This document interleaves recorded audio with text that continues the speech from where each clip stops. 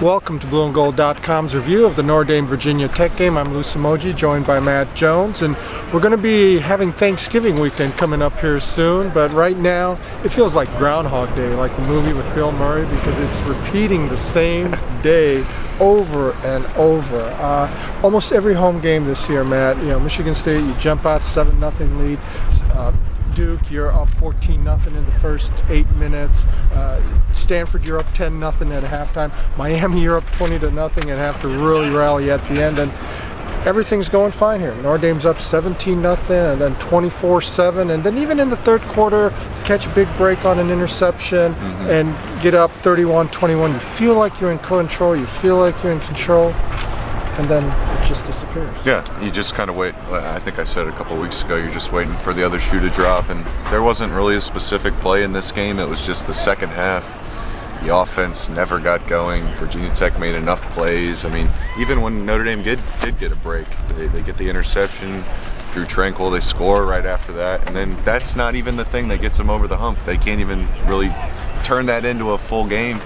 So, I mean, this is definitely I'd say this is the worst kind of collapse, especially everything that went into it. It was kind of a microcosm of the whole season. Notre Dame had 299 yards total offense in the first half, then 150 in the second, and a lot of it came 67 yards on Josh Adams' touchdown run that made it 31-21 there briefly.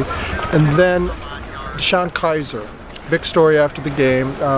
He was 3 for 16 in the second half after a tremendous first half where he just was really picking apart the defense. He was like 13 of 18 and just very accurate despite the windy conditions. Big controversy after the game. Brian Kelly talked about it extensively as far as the shots he took to the head there. Yeah. What did DeShone have to say? Yeah, I think more. I mean, Kelly had a lot to say about it. He was very vocal about it. Happened about where we're standing right here. Got hit on one of those plays where he was sliding and the defender came in late. Kizer, I think he kind of took the high road. He didn't say anything too inflammatory, but Kelly was definitely. I mean, he's at a loss for words really on what the rule is, how a bigger player like DeShone is kind of governed by ACC officials. I mean, he's told one thing, he's told that's a penalty, and if they don't call it, you're going to get the reaction you got after the game, where he's just kind of like, he had no idea what to say really. He just went off.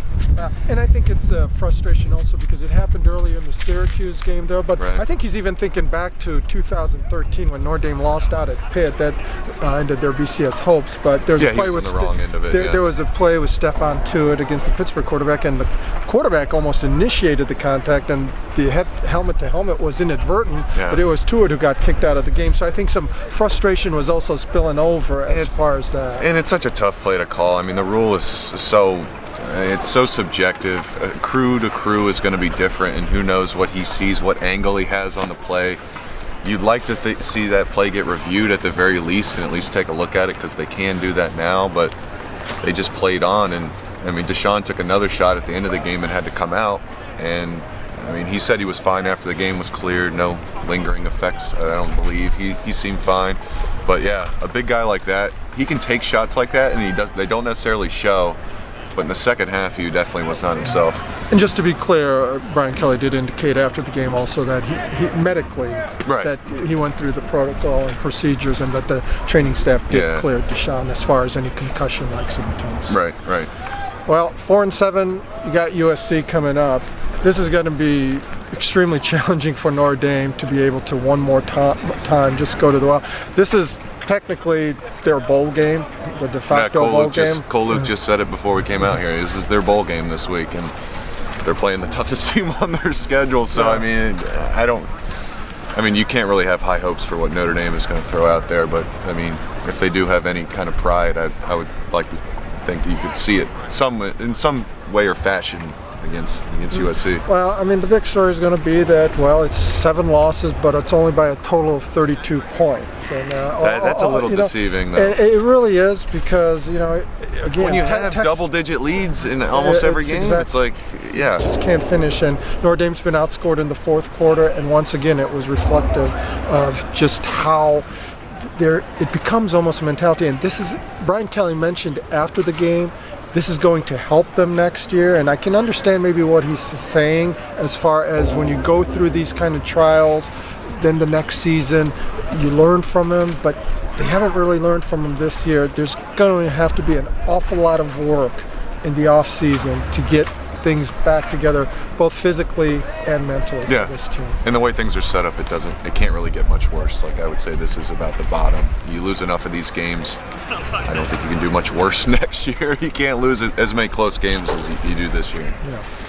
That'll do it for our recap of Notre Dame, Virginia Tech. Notre Dame drops to 4-7, has USC in the Los Angeles Coliseum next week. I'll be in LA next week. It'll be a little bit warmer next week. And then we got shut this jacket next week, yeah. Okay. And thank you for joining us, and we'll see you next week.